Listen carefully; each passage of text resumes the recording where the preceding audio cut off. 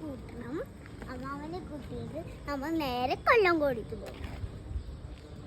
ഞാൻ ഇപ്പൊ കഴിച്ചു. അതിനൊപ്പം 2 പഞ്ഞിമുട്ടായി ഇത് കഴിച്ചു.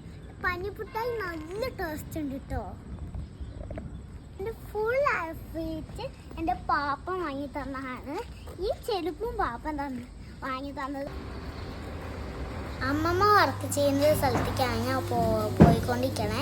WNCയിൽ അമ്മമ്മയ്ക്ക് നെയ്ച്ചായി കൊണ്ട് കൂട്ടിക്കൊണ്ടുവരാൻ പോയതാണ്.